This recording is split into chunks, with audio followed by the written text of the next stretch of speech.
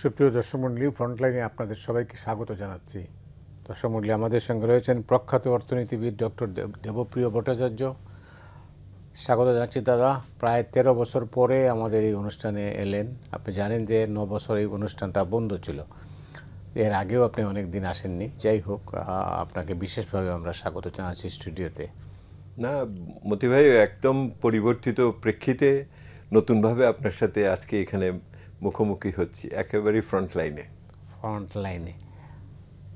কেমন আছেন? এটা নির্ভর করে দিনের কোন সময় প্রশ্ন করেন আপনি।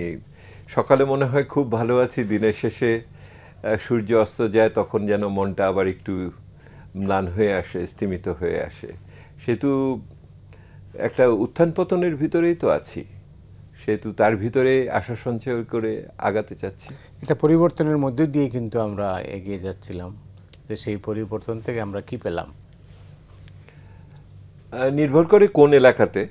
বিশেষ করে আপনার এলাকাতে। আমার অর্থনীতির এলাকাতে যদি আপনি বলেন, তাহলে বর্তমান সরকার যখন দায়িত্ব নেয়, তার 3টি বড় বড় কাজ ছিল বলে আমি মনে করি।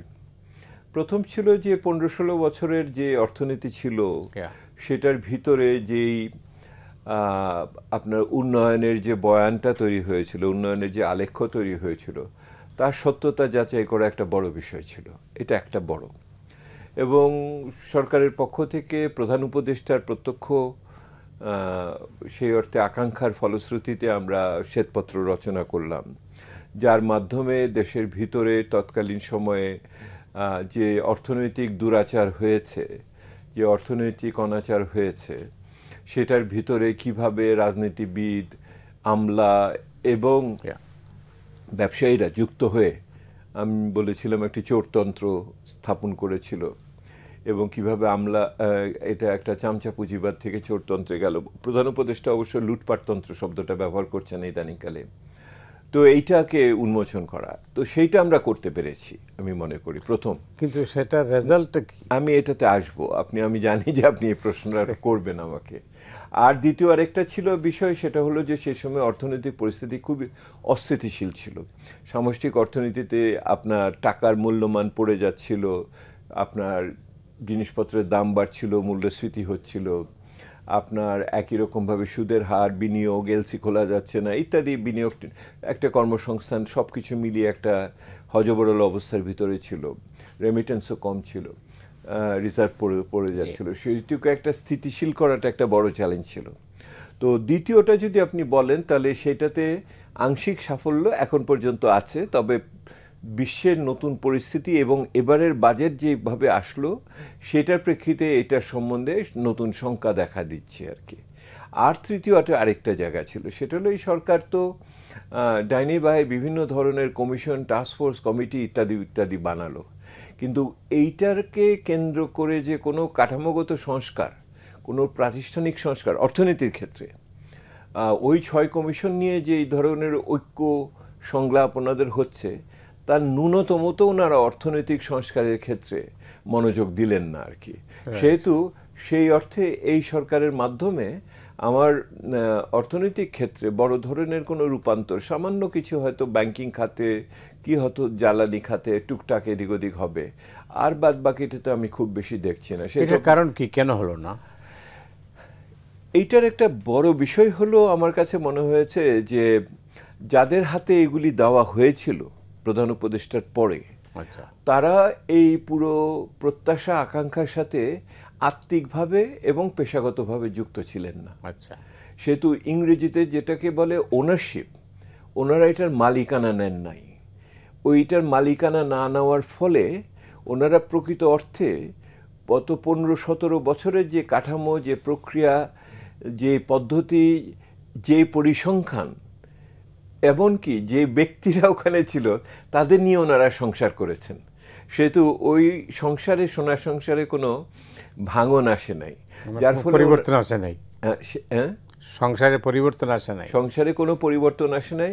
সেই অর্থে আমি বললে কোনো সংসারে কোনো নতুন সন্তানও আসে নাই, কারণ ওরা পুরোটাই হলো পুরানাতে হয়েছে। এইটাতে আমি মনে করি যে যে ব্যক্তিরা এটা প্রত্যক্ষভাবে দায়িত্বের ভিতরে ছিলেন, আমি বলতে কষ্ট হচ্ছে কারণ ওনারা সকলেই সম্মানীয় এবং আমার কাছের মানুষ, ওনারা এটাকে মালিকানা নেন নাই এবং এটার জন্য যে পরিশ্রমটা করা দরকার এবং এটাকে যেভাবে ধারণ করা দরকার, ওই যে আপনারা বলেন না যে 5ই আগস্টের চেতনাকে ধারণ করে কি করে না, তো 5ই আগস্টের চেতনাকে ওনারা ধারণ করেন নাই। সেই অর্থে ওনারা অনেকে তো এর ভিতরেও ছিলেন না, সেহেতু এইটা একটা বড় বিষয় বলে আমার কাছে মনে হয়েছে আর কি এটার জন্য। এর ফলে কি দাঁড়াবে তাইলে? এর ফলে যেটা দাঁড়াবে সেটা হলো যে এরপরে যে সরকার দায়িত্ব নিবে তাদের জন্য কোনো পরিষ্কার ভিত্তিভূমি ওনারা রেখে যেতে পারবেন না, ওনারা কোনো পরিষ্কার ভিত্তিভূমি রেখে যেতে পারবেন না। সেহেতু যারা রাজনীতিবিদরা ক্ষমতার জন্য লড়াই করছেন তাদের এখন বড় করে চিন্তা করতে হবে যে ওনারা কী ধরনের নির্বাচনী ইস্তেহার করবেন, ওনারা ক্ষমতা পেলে পরে প্রথম 100 দিনে কি করবেন, ওনারা ক্ষমতা পেলে প্রথম 6 মাসে কি করবেন, এমনকি যে বাজেটটা ওনারা পাচ্ছেন, কারণ এই বাজেট তো এই সরকারের তৈরি, সেইটাকে ওনারা কিভাবে সংশোধন করে বা পরিমার্জন করে ওনারা বছরটা শেষ করবেন, এটা একটা বড় বিষয়। এর সাথে যেটা দাঁড়াবে যে যেহেতু এই সরকারের কোনো মধ্যমেয়াদী পরিকল্পনা ছিল না, আমি বলি এই সরকারের তো কোনো ইকোনমিক ম্যানিফেস্টো নাই, যদিও একটা ইকোনমিক ম্যানিফেস্টো কর্মসূচি করার সুযোগ ছিল এবং সেইটা ওনারা করলেন না, যার ফলে বিনিয়োগকেও ব্যাহত হলো। কারণ বিনিয়োগ তো আপনার আজকালের পরিস্থিতি দেখে না, সে একটু মধ্যমেয়াদে বুঝতে চায়, সে বুঝতে চায় যে এই নীতি কাঠামোটা কি। সরকার এত কথা বলে কিন্তু আপনি একটা ডকুমেন্ট দেখা, একটা দলিল দেখায় বলবেন এইটা পড়লে বুঝবেন যে এই সরকার অর্থনীতিতে কি চায়। আমরা তো শুনলাম যে এটা বিনিয়োগ সম্মেলন হলো। হ্যাঁ, বিনিয়োগ সম্মেলন হলো, আপনি ওখানে মানে যারা উদ্যোক্তা ছিলেন আপনি দায়িত্ব নিয়ে ওখানে আপনি তো স্টেজ শো করতে পারেন, এবং বিনিয়োগ সম্মেলন তো আর আমরা প্রথমবার করছি না, দেশে বিদেশে আমরা বহু করে এসেছি, সে তো আমাদের তো অভিজ্ঞতা আছে যে সম্মেলনে কি হয় আর বাস্তবে কি হয়, এটার ভিতরে পার্থক্য।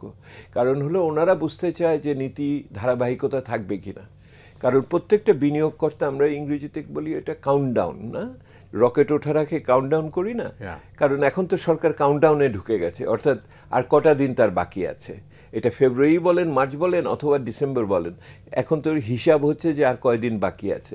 এই কয়দিনের ভিতরে বিনিয়োগকারীরা কোনো ঝুঁকির ভিতরে ঢুকবে না, কারণ আজকে আপনি এটা করবেন, কালকে নীতি বদলে যাবে বা নতুন নীতি আসবে বা সংস্কার হবে, এবং আপনাকে তখন বলবেন এটা আগের সরকারের লোক, তার কি কি শব্দটা ব্যবহার করেন, দোসর না, আবার দোসর বলবেন তখন, তো আরেক সমস্যার ভিতরে পড়ে যাবে। সেই তো এখন সকলেই বিনিয়োগের ক্ষেত্রে সময় নিচ্ছে।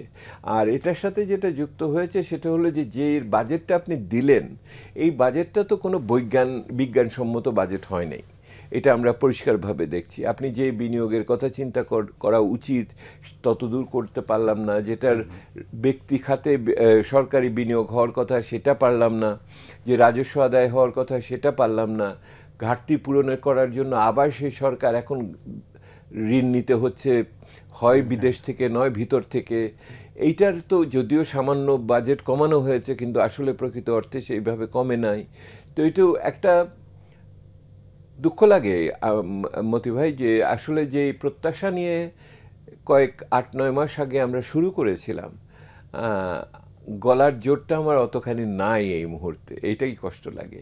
অথচ এরকম হওয়ার কথা ছিল না, এরকম একটা কথা ছিল না, কারণ একটা বড় গোষ্ঠী পেশাজীবীরা বর্তমান সরকারকে কিন্তু বিরাট সমর্থন দিয়েছিল, এবং এই যে আমাদের 12 জনের আমাদের কমিটি বিনা পয়সা বিনা পারিশ্রমিকে 3 মাসে সকাল বিকাল রাত্রে পরিশ্রম করে আমরা একটা জিনিস করলাম। আপনি জিজ্ঞেস করলেন কি হলো, কিছু হলো না তো।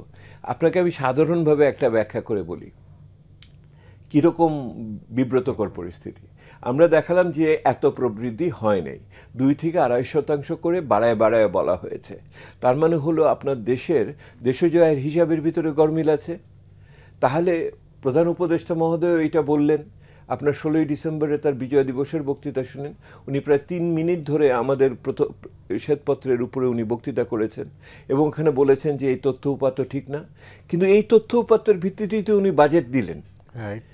তাহলে কি আমাকে কিছু লোকজন, আমার তো মানে ওগুলি যদি মিথ্যা হয়ে থাকে তাহলে এই মিথ্যাকে মানে পুনর্জন্ম দিলেন কিনা এইটার মাধ্যমে এই দায়িত্ব কে নিবে, এই বিব্রতকর পরিস্থিতি তো সৃষ্টি হয়েছে যে ওনার উপদেষ্টারা ওনাকে এমন বাজেট দেওয়ালেন ওনার মাধ্যমে ক্যাবিনেটে থেকে, যেটা হলো ওই গর্হিত স্ফীত মানে সেইভাবে ভুল তথ্যের ভিত্তিতে আবার বাজেট দিলেন। তাহলে তো আপনার যে কোনো সরকার প্রথমে এসে এই হিসাবের ভিতরে আপনার ঢুকতে হবে। তো এটা একটা বিব্রতকর সিচুয়েশন মানে পরিস্থিতির সৃষ্টি করেছে। এবং আমি দেখলাম গত সপ্তাহে সরকারের পক্ষ থেকে বিভিন্ন ধরনের দ্রুততার সাথে সংস্কার করা যায় এরকমের কথা বলা হচ্ছে। 8টি দেখলাম বিশেষ নেওয়া হয়েছে। তার প্রথমটি হলো যে প্রত্যেকটি কি বলে আমাদের পেট্রোল ফিলিং স্টেশনে একটি করে টয়লেট বানানো। তো আকাঙ্ক্ষার মাত্রা যদি এইটা হয় যে টয়লেট বানানো, এবং তাও ব্যক্তি খাতের বিভিন্ন ফিলিং স্টেশনে, যেটা তাদের করার কথা, সরকারের করার খুব বেশি এটার ভিতরে নেই নজরদারি ছাড়া, তাহলে আকাঙ্ক্ষার মাত্রাটা তো আপনি বুঝতে পারছেন। আমাদের চিন্তা ছিল যে আপনি রাজস্ব আয় প্রত্যক্ষ আয়তে যাবেন, কিভাবে আপনি বিদ্যুতের ঘাটতি মেটানোর ক্ষেত্রে বিদ্যুতের আপনি নিরাপত্তা কি করবেন, সামাজিক সুরক্ষার ক্ষেত্রে কি করবেন, সরকারি ব্যয় এবং মেগা প্রকল্পেরগুলো বাড়তি যে সমস্ত জিনিস আছে এগুলোকে সুষম করবেন কিভাবে, আপনি এমনকি আপনার প্রশাসনিক ক্ষেত্রে যেই সংস্কারটা দরকার সেটা দেখেন। আমরা বলেছিলাম এই জাতীয় রাজস্ব বোর্ডকে 2 ভাগে ভাগ করার জন্য, অনেকেই বলেছে, ওনাদের যে কমিটি করেছিল সেটাও বলেছিল, কিন্তু ভালো কাজও যে বেঠিকভাবে করলে আপনি কি অবস্থায় পড়েন তার একটা উদাহরণ এটা। কারণ হলো উনার এই ঠিক কাজটা করার জন্য যে ধরনের আলাপ আলোচনা, লোকজনের সাথে মেশা এবং যারা এটার সাথে অংশীজন আছে তাদের মতামতটাকে নেওয়া, ওই এনবিআরে যারা কাজ করে এবং যেই কমিটি রিপোর্টটা দিয়েছে সেটাকে সৎভাবে বাস্তবায়ন করা, ওনারা তো সেগুলি করেন নাই। এবং ওনারা বারবার যেটা ভুলে যান, ওনাদের কোনো রাজনৈতিক শক্তি নাই জনগণের সমর্থন ছাড়া, এবং এই জনগণের সমর্থন হলো স্বপ্রণোদিত সমর্থন, এবং সেই স্বপ্রণোদিত সমর্থন না থাকলে কিন্তু ওনার আর কোনো নৈতিক বৈধতা থাকবে না, সামাজিক বৈধতা থাকবে না। এবং এরকম একটা সরকার যদি দুর্বল হয়ে যায় নির্বাচনের প্রাককালে, এটা তো যে দেশের জন্য ভালো না। সরকার তো 8-9 মাসের তুলনায় এই মুহূর্তে তার সক্ষমতার ক্ষেত্রে, তার সুনামের ক্ষেত্রে, তার প্রভাবের ক্ষেত্রে আগের চেয়ে তো একটু দুর্বল হয়ে গেছে, এ ব্যাপারে তো কোনো সন্দেহ নেই।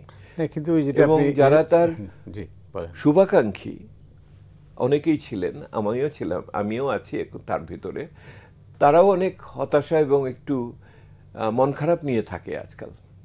কিন্তু একটা পরিবর্তন তো হওয়ার কথা ছিল, যে পরিবর্তন থেকে আপনি যেটা বলছেন যে আপনার সব অনুযোজিত হয়ে নিজের খরচে আপনারা একটা প্রস্তাবনা আপনার ওনার সামনে দিলেন। কি কারণে দিলেন? দেশটাকে ভালোবাসেন বলেই তো।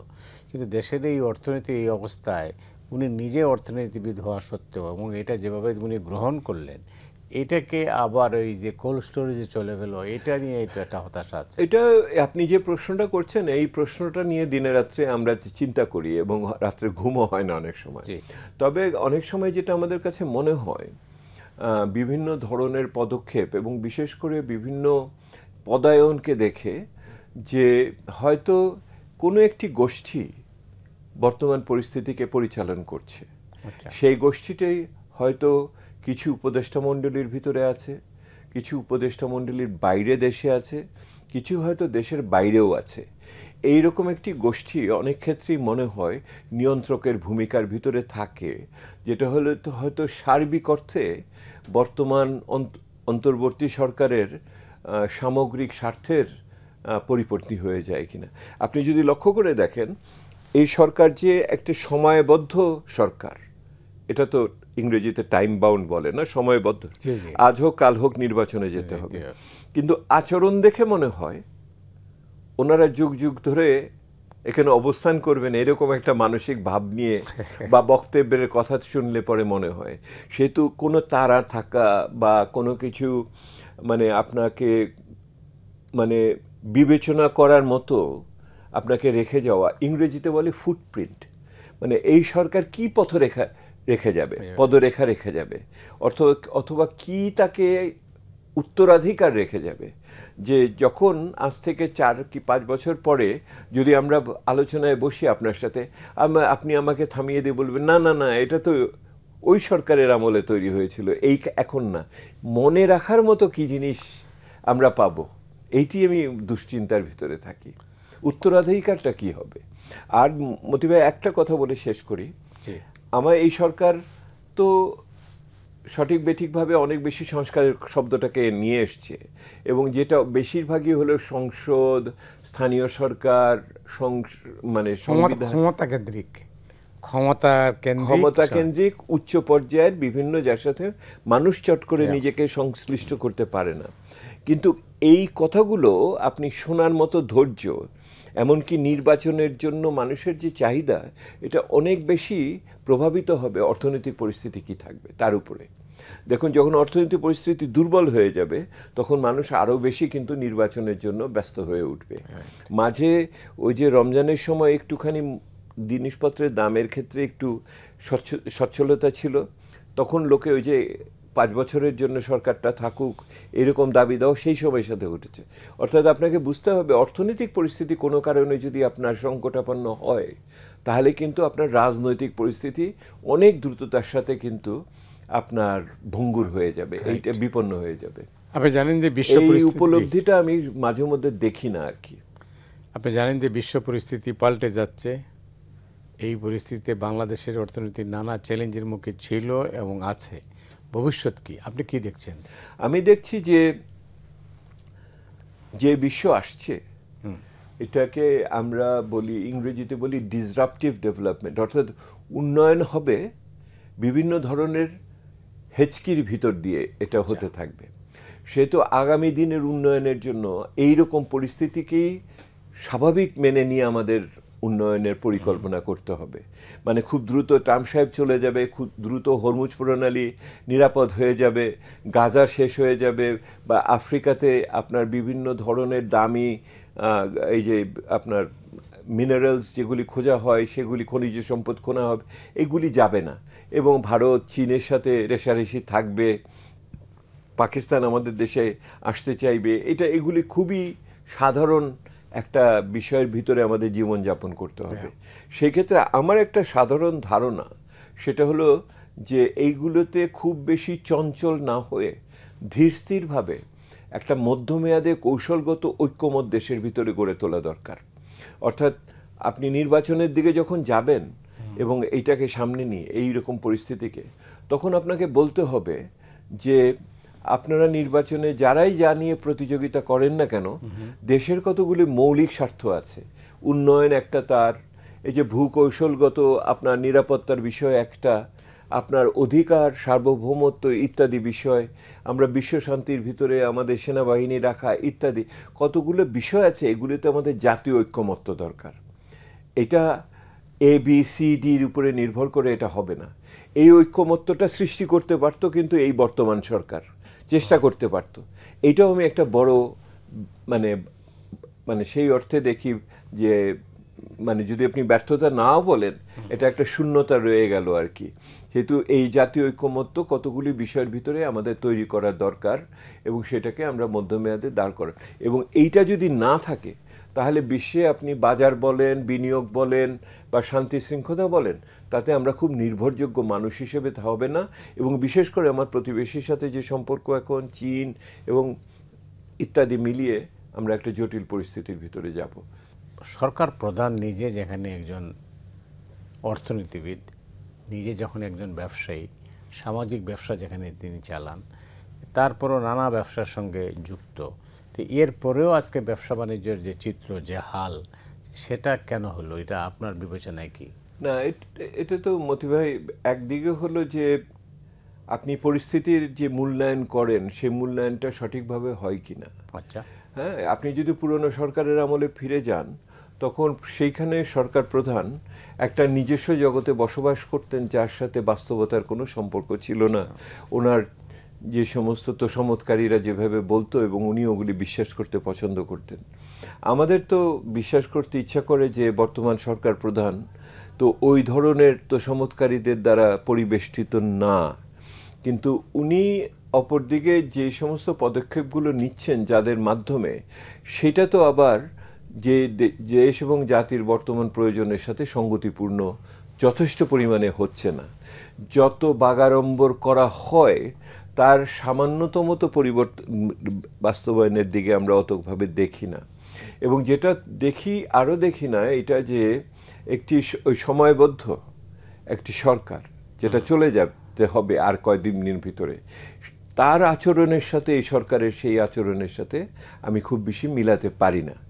এবং এটার সাথে যখন আপনার অন্য ধরনের বক্তব্য আসে, বিভিন্ন ধরনের, এখন তো বিভিন্ন ধরনের প্রচার সত্য মিথ্যা মিলিয়ে চারপাশে হচ্ছে, এমনকি আপনি লক্ষ্য করে দেখেন যে আগে আমরা সরকারকে বা সরকারের আগে আমলাদের ধরে সমালোচনা হতো, তারপরে আমলাদের ছেড়ে এখন সরকারকে দিয়ে হচ্ছে, এমনকি ব্যক্তি উপদেষ্টাদের নিয়ে হচ্ছে, তাদের বিভিন্ন রকমের আচরণ এবং রাজনৈতিক তাদের অভিপ্রায় নিয়ে। আর কোনো ক্ষেত্রে এখন সরকার প্রধান নিয়েও অনেকে আলোচনা করেন দেখি আমি বিভিন্নভাবে, এবং খুবই দুঃখজনক আলোচনা হয়। সেটা হলো যে অভিযোগ ওঠে যে সরকার প্রধানের সংশ্লিষ্ট প্রতিষ্ঠানগুলো ব্যবসায়িক সুবিধা নিচ্ছে, এইরকম একটা অভিযোগ ওঠে এবং একাধিক বিভিন্ন ধরনের উদাহরণ হিসেবে বলা হয়। এই ব্যাপারে আমার কাছে যেটা মনে হয়, আমার যেটা মনে রাখতে হবে, আমরা যে নির্বাচনের দিকে যাচ্ছি সেই নির্বাচনের ক্ষেত্রে আমার সরকার প্রধানের নৈতিক অবস্থান যেন দুর্বল না হয়। ওনার নৈতিক অবস্থান যদি দুর্বল হয় তাহলে আমরা যেটা করতে চাই নির্বাচন, সেই নির্বাচনটা সুষ্ঠুভাবে করার ক্ষেত্রে সমস্যা হবে। দুটো জিনিস আমি বলি, সরকার প্রধানের নৈতিক অবস্থান আর সেনাবাহিনীর ভূমিকা, এই দুটোই খুবই গুরুত্বপূর্ণ এবং তাদের দুজনের ভিতরে সহযোগিতা। কিন্তু সেই ক্ষেত্রে আমার কাছে মনে হয় এরকম ধরনের সরকার প্রধান নিয়ে এবং ওনার মতো একজন পূজনীয় ব্যক্তিকে নিয়ে হওয়াটা খুবই দুঃখজনক। তো আমার যেটা আকাঙ্ক্ষা সেটা হলো যে এই সমস্ত আলাপ আলোচনাকে একটা গণতান্ত্রিক পরিবেশে যেটা হয় সেটা হলো আপনি গ্রাহ্য করে ব্যাখ্যা দেন, এটা যে সত্য না এটাকে আপনি তখন বলতে হয়। না বললে পরে লোকের মনে হবে যে এটার ভিতরে যে কোনো স্বার্থের সংঘাত হচ্ছে কিনা আমার সর্বোচ্চ ব্যক্তিকে নিয়ে। সেহেতু আমার প্রত্যাশাটা হলো যে ইউনুস সেন্টারের পক্ষ থেকে, আপনার প্রধান উপদেষ্টার প্রেস সচিব না, ইউনুস সেন্টারের পক্ষ থেকে ব্যাখ্যা দেওয়া উচিত যে সমস্ত এবং যার সংশ্লিষ্ট প্রতিষ্ঠান সামাজিক ব্যবসাগুলো আছে যে তারা কোনো ধরনের অন্যায় কাজ করেনি অথবা নীতির ক্ষেত্রে কোনো বরখেলাপ হয়নি এবং কোনো ধরনের স্বার্থের সংঘাত হয়নি। আমি এটাকে শুধুমাত্র গ্রামীণের ব্র্যান্ড নেমের ব্যাপার হিসেবে দেখছি না, আমি আমার গণতান্ত্রিক উত্তরণের সাথে মিলিয়ে দেখতে চাচ্ছি। কারণ আমার প্রধান উপদেষ্টাকে শক্তিশালী থাকতে হবে, আমার নৈতিক অবস্থানের উপরে থাকতে হবে। এটা নির্বাচিত সরকার না। তাহলে নির্বাচিত সরকার যদি না হয় তাহলে তার নৈতিক অবস্থানটাই হলো তার বৈধতা, এবং সেই নৈতিক অবস্থানকে আমরা একটি ছাত্র জনতার অভ্যুত্থানের ভিতর দিয়ে সৃষ্টি করেছি এবং এটাকে অব্যাহত রাখাটাই আমাদের একটা নৈতিক অবস্থানের সাথে যুক্ততা। এই জন্যই সরকার বা সংশ্লিষ্ট মানুষদের যে কোনো ধরনের অপকর্ম বা বরখেলাপ আমাদের পীড়িত করে। এটা পীড়িত করে, একটা তো আছে যে আস্থা রেখেছি, আস্থার ব্যাঘাত ঘটল, কিন্তু আমার তার চেয়েও বেশি দুশ্চিন্তা হয় যে আমরা যে গণতান্ত্রিক উত্তরণটা করব এইটা করার জন্য তারা যথেষ্ট যোগ্যতা রাখে কিনা। কারণ ঘুরে ফিরে মতি ভাই দুটো প্রশ্ন ফিরে আসবে। একটা প্রশ্ন ফিরে আসবে, এই সরকার কতখানি নিরপেক্ষ। যদি নিরপেক্ষ না হয় তাহলে সে একটি সুষ্ঠু নির্বাচন করবে, অন্তর্ভুক্তিমূলক নির্বাচন করবে, অন্তর্ভুক্তি বলতে যাই বুঝেন না কেন, এবং সে কারোর প্রতি পক্ষপাত করবে না, কোনো আতাতের নির্বাচন হবে না, কোনো আপনার সিট ভাগাভাগির নির্বাচন হবে না। একটা এইরকম একটা নিরপেক্ষতা আছে কি না এইটা একটা বড় বিষয়। এটা শেষ দিন পর্যন্ত থাকবে, এই প্রশ্ন উঠবে, বাম ডান সবসময় এটা। তো এইটাতে আমার সর্বদা পরিষ্কার থাকতে হবে। এইটার অংশ হিসেবেও আমার আগের প্রশ্নের উত্তরও এটার সাথে যুক্ত। আর দ্বিতীয় যেটা আসবে সেটা হলো যে যদি নিয়ত ঠিক থাকে, যদি করার ইচ্ছাও থাকে, নিরপেক্ষও যদি থাকে, কিন্তু সেটা কি বাস্তবে তারা প্রতিফলিত করতে পারবে কিনা, সেটা করার মতো সক্ষমতা তারা আছে কিনা, সেটা করার জন্য সক্ষমতার জন্য যে আইন শৃঙ্খলা মানে আপনার আইন রক্ষাকারী বাহিনী, প্রশাসন এবং স্থানীয় পর্যায়ে মানুষের সমর্থন, অন্যান্য দলের ইতিবাচক মনোভাব এবং সেনাবাহিনীর ভূমিকা। এই কারণ সেনাবাহিনী ব্যতিরিকে মাঠ পর্যায়ে সুষ্ঠু নির্বাচন করা বর্তমান সরকারের বর্তমান পরিস্থিতিতে সম্ভব না। তার আনসার, ভিডিপি, বিজেপি বা র্যাব ইত্যাদি আপনি যাই বলেন না কেন, তাহলে সেই ক্ষেত্রে সক্ষমতা, এই দুটি বিষয়, সরকারের নিরপেক্ষতা এবং সরকারের সক্ষমতা, এই দুটি বিষয় আমার ঘুরে ঘুরে আসবে। সেহেতু আপনার আজকে সন্ধ্যায় যে আমি আলোচনা করছি, আমি প্রত্যেকটা বিষয়কে ওই দুটি প্রশ্নের সাথে যুক্ত করে দেখতে চাচ্ছি। আপনি যদি প্রধান উপদেষ্টার প্রতিষ্ঠান সম্বন্ধে যদি কোনো প্রশ্ন তোলেন, তাহলে আমি দেখি তার নিরপেক্ষতা নষ্ট হলো কিনা, তার কার্যকারিতা দুর্বল হলো কিনা। আপনি যদি বলেন যে যেই ধরনের অর্থনৈতিক পরিস্থিতি হচ্ছে, এইটার ফলে কি ওনার নিরপেক্ষতার ক্ষেত্রে চাপ সৃষ্টি হচ্ছে কিনা, সুবিধা দিতে হচ্ছে কিনা, অথবা উনি কার্যকরভাবে থাকতে পারবেন কিনা যদি জিনিসপত্রের দাম ঠিক না থাকে, বিনিয়োগ না থাকে, কর্মসংস্থান না থাকে, ইত্যাদি ইত্যাদি, সামাজিক সুরক্ষার ভাতা বিতরণ যদি ঠিক মতো না হয় এবং যদি বিদেশ থেকে টাকা না আসে ঠিক মতো। সেহেতু আমি সবসময় আমার দৃষ্টিতে এই দুটো প্রশ্নকে আমি এইটা লিটমাস টেস্ট হিসেবে দেখি, মানে এটি আমার চূড়ান্ত মানে পরীক্ষার জিনিস। যে কোনো ঘটনা যখনই ঘটে ঢাকাতে, আমি সকালবেলা আমি তখন চিন্তা করি যে এইটা কি সরকারি নিরপেক্ষতার উপরে কোনো প্রভাব ফেললো, বা এটাতে কি তার নিরপেক্ষতা আরও বেশি প্রশ্নবিদ্ধ হলো কি না। আর দ্বিতীয়ত, এই কাজটার ভিতর দিয়ে সরকার কি তার ভালো নির্বাচন করার ক্ষমতা আরও বাড়াতে পারলো, নাকি সে একটু দুর্বল হয়ে গেল। এই দুটো প্রশ্ন। এই ইমেজ নিয়ে সরকার কি এটা ভালো নির্বাচন করতে পারবে? সরকার তো দ্রুততার সাথে তার ভাবমূর্তিতে ক্ষয় হচ্ছে, এ ব্যাপারে কোনো সন্দেহ নাই। আমাদের দুর্ভাগ্য যে এটা অনেক ক্ষেত্রেই প্রধান ব্যক্তির কাছ পর্যন্ত পৌঁছে যাচ্ছে। এই জন্যই বললাম ব্যাখ্যার দরকার আছে ওনাদের প্রতিষ্ঠানের পক্ষ থেকে। যত ধরনের মনের ভিতরে যদি কারুর মনে সংশয় থাকে, সেগুলি দূর করা উচিত, এগুলোকে অবজ্ঞা করা উচিত না, কারণ এই সমস্ত থেকেই কিন্তু সৃষ্টি হয়। আমরা সেই ৭২ সাল থেকে এই ঘটনাবলী কিভাবে হয়, মানুষের মনে গুজব কিভাবে ছড়ায় সত্য মিথ্যা মিলিয়ে, সেগুলো তো আমরা দেখেছি। সেহেতু এইগুলোকে অস্বীকার করা উচিত না। আমার অহমিকাবোধ বা আমাদের আত্মশ্লাঘা যেন এগুলোকে আমার অবজ্ঞা না করে এটার ব্যাপারে। তো সেই ক্ষেত্রে সরকার যদি আগামী দিনে এমন কিছু পদক্ষেপ না নেয় যেটার ফলে তার উপদেষ্টা মণ্ডলীর কার্যকারিতার কথা যদি বলেন সেইটা, তাকে নাগরিক সমাজের সাথে তাদের যুক্ততার কথা যদি বলেন সেটা, আপনি সাধারণভাবে দেশে এবং বিদেশের যে রাজনৈতিক শক্তিরা আছে তাদের সাথে তার বোঝাপড়া, বিদেশিরা এর মধ্যে অনেক বেশি আগের চেয়ে সংশয়বাদী হয়ে গেছে, সেটা দেখেছেন। জাতিসংঘ তো ইতিমধ্যে আপনার আওয়ামী লীগকে বাতিল করার ক্ষেত্রে একটা মতামত দিয়েছে। তো এই শক্তিগুলো নিয়ে যদি না দাঁড়ায়, তাহলে তার পক্ষে নির্বাচন একা করা জটিল হবে। সেহেতু আপনার নাগরিক সমাজের সাথে, ব্যবসায়ী গোষ্ঠীর সাথে, আপনার রাজনৈতিক শক্তির সাথে, মিডিয়ার সাথে, এবং সর্বশেষ সেনাবাহিনীর সাথে এবং উন্নয়ন সহযোগীদের সাথে, এদের সাথে একটা আপনার সামগ্রিকতায় একটা বোঝাপড়া লাগবে।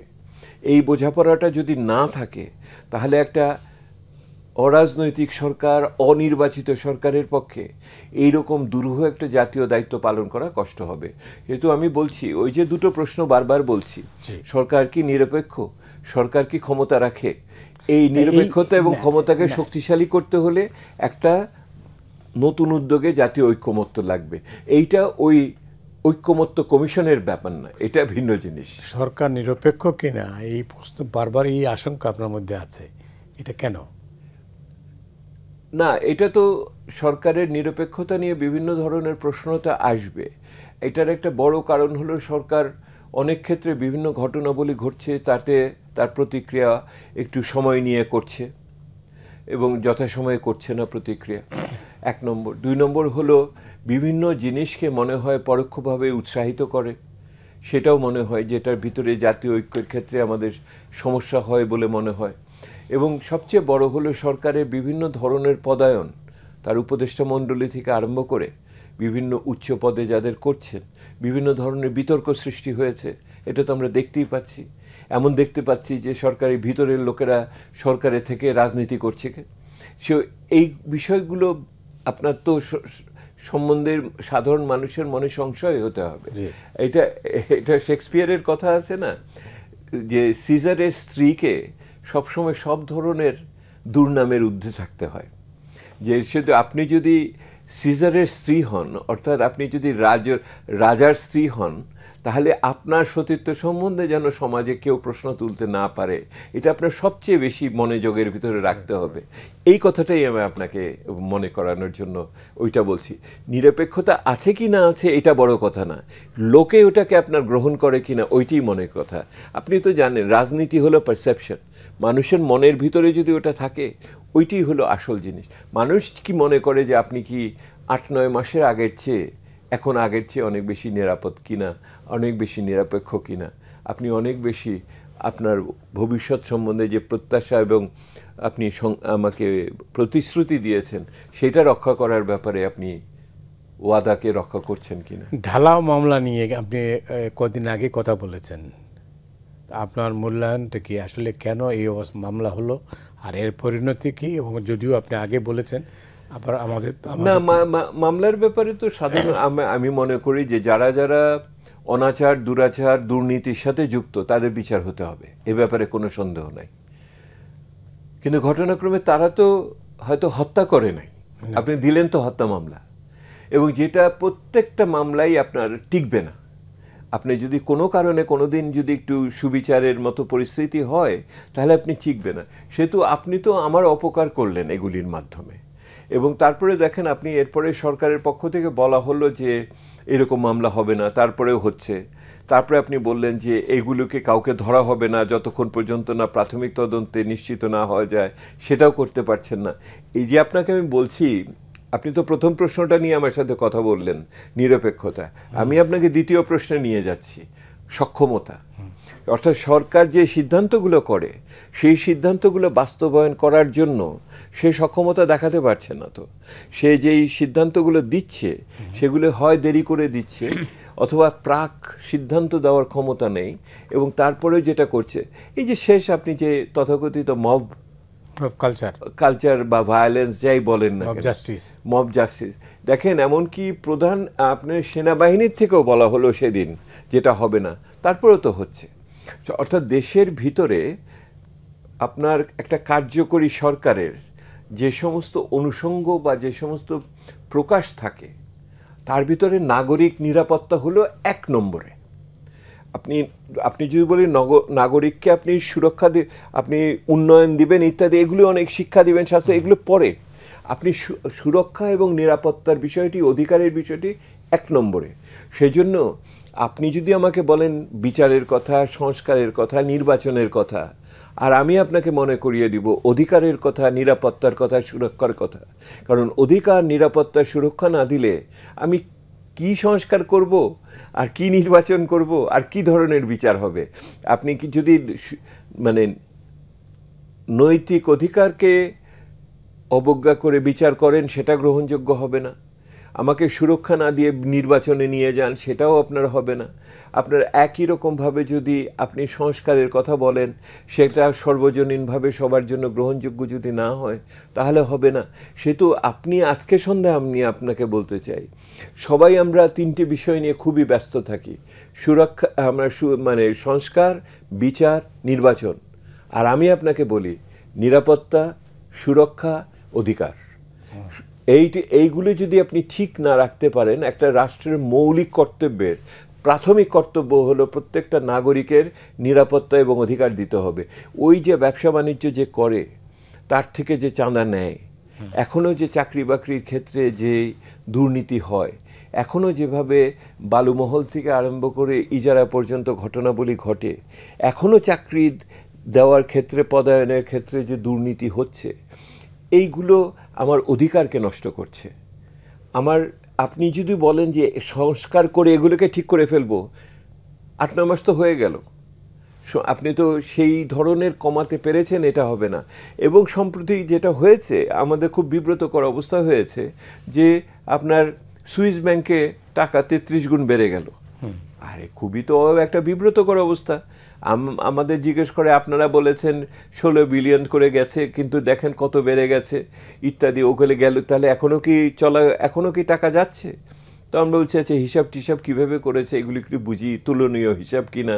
হ্যাঁ, আবার হলো যে দুবাই আর আপনার ইংল্যান্ড আমেরিকা থেকে টাকা সব এসে এখানে জমা হলো কিনা, আর টাকা যাওয়াও কি অব্যাহত আছে কিনা। কারণ এখন কি দুর্নীতি কমেছে? এই পরিমাপ তো আপনাকে ট্রান্সপারেন্সি ইন্টারন্যাশনালের কাছে জিজ্ঞেস করতে হবে। হ্যাঁ, কিন্তু মানে আপনার দুর্নীতির তো দুটো মাত্রা আছে। একটা তো হলো বড় দুর্নীতি, মেগা দুর্নীতি, মেগা প্রকল্প, মেগা দুর্নীতি, এটা হলো এক জিনিস। সেটা হয়তো কোনো ক্ষেত্রে কিছুটা কম থাকতেও পারে, কারণ এখন বিনিয়োগও কম হচ্ছে, অন্য টাকা ইত্যাদি আগের চেয়ে হয়তো দেখভাল বা আমরা নজরদারি আগের চেয়ে একটু ভালো করি।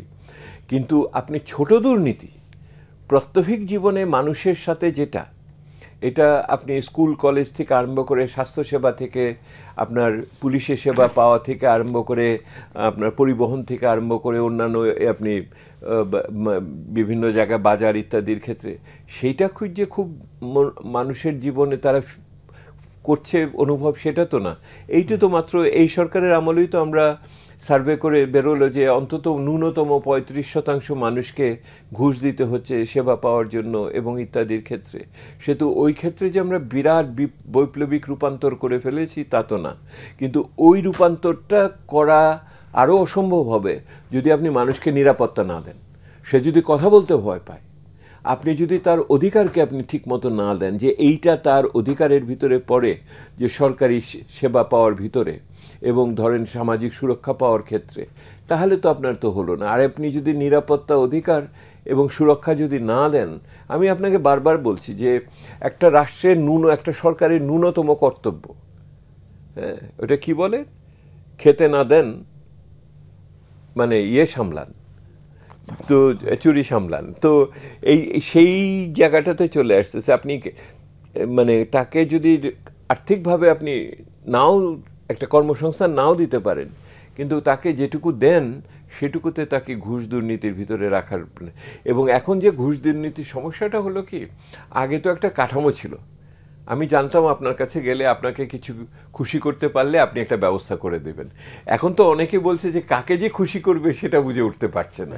সেটা হলো সে পাওয়ার হাউস অনেক জায়গায়। হ্যাঁ, এখন এইটা আরেক সমস্যা হয়ে গেছে। এবং আগের যেটা সমস্যা সুবিধা ছিল সেটা হলো যে যারা নিতেন তারা পরিশীলিতভাবে একটা কাঠামো দাঁড় করে ফেলেছিলেন। এখন যেটা হয়, কথার বাচনভঙ্গি এবং প্রকাশে ওটার ভিতরে খুবই একটু কদর্য হয়ে যায় জিনিসটাকে, তখন আবার একটু নিজেরই অস্বস্তি লাগে যে আমি এরকম একটা জিনিসের অংশ কি হয়ে যায়। মানে নাগরিকদের কাছ থেকে যেটা শুনছি সেটার ভিতরে, সেহেতু সরকারের এই ক্ষেত্রে ভাবমূর্তির ক্ষেত্রে, জনমানুষের জীবনের চলার ক্ষেত্রে তার যে অসুবিধাগুলো হচ্ছে, এইগুলোকে যদি নিয়ন্ত্রণ না করা যায়, আপনি দেখেন কতগুলি সাধারণ সিদ্ধান্ত না, ঢাকা শহরে বাস পরিবহনকে ঠিক করার জন্য কত ধরনের সিদ্ধান্ত হয়েছে না, রং বদল হবে, এই কি বলে বাতি জ্বলবে ইত্যাদি হবে। আমরা তো কিছু পরিবর্তনশীল, মানে আপনাকে তো দৃশ্যমান উন্নয়নের কতগুলো জায়গাতে আসবে, তাহলে আমরা বলতে পারতাম ওই সরকারের আমলে বাসগুলোকে কিন্তু ভাঙা বাসগুলোকে সরিয়েছে, রঙগুলোকে করেছে, রুট করেছিল লাল নীল সবুজ, এগুলোকে চালু হয়েছে ইত্যাদি, একটা কোম্পানি হয়েছে। এটা হলো না কেন? আপনি একটা সাধারণ উদাহরণ হিসেবে আপনাকে আমি বললাম যে ঢাকা শহরের পরিবহন ব্যবস্থাকে ঠিক করার ক্ষেত্রে আমরা এটা তো সেভাবে, তো কোন জায়গাতে সমস্যার ভিতরে, উপরন্তু যেই সমস্যা না তাকে আপনি সমস্যা বানালেন। আপনি এখন কি চ্যানেল বানাবেন, না সুড়ঙ্গ করবেন, নাকি টানেল করবেন, নাকি আপনি কি বলে আর করিডোর করবেন, এই বিতর্কে ঢুকায় দিলেন আমাকে। হ্যাঁ, যে মানে যেগুলি যা ছিল না তাও আপনি বানায় দিলেন। আপনি এই মুহূর্তে, গত সরকার একটা ডিপি কোম্পানির সাথে চিটাগং পোর্ট দিবে বলেছিল, তারা ওটাকে অসমাপ্ত রেখে গেছে। আপনার এটার ভিতর ঢোকার দরকার কি? এটা একটা স্থগিত অবস্থার ভিতরে রয়েছে, নতুন সরকার আসবে, সে গত সরকারের সাথে যে কোম্পানির যে চুক্তি হয়েছে এগুলিকে দেখবে, তারা ভালো না মন্দ তারা দেখবে ইত্যাদি। আপনার এর ভিতরে ঢোকার দরকার কি? আমি বলতে চাচ্ছি, আপনার যেটুকু মানে গুডউইল, আপনার যেটুকু সামাজিক পুঁজি, আপনার যেটুকু সুনাম আছে, সেইটাকে আপনি কোথায় খরচ করবেন, এটা তো একটা কৌশলগত বিষয়। আমার কাছে হলো যে আমার সমস্ত কিছু আমি দিব ওই দুইটি প্রশ্নে, সরকার নিরপেক্ষতাকে প্রদর্শন করার জন্য এবং সরকারের কার্যকারিতা দেখানোর জন্য, যে তুমি আমাকে যেই জন্য এনেছো আমি সেটাকে নিয়েছি এবং আমি তোমাকে এটা দিব, এই দুটো জায়গায়। তো এই সুড়ঙ্গ বানাবেন না টানেল বানাবেন এইগুলি করে, ওই চিটাগং পোর্ট এগুলি করে অযথা কেন সমস্যার সৃষ্টি করছেন?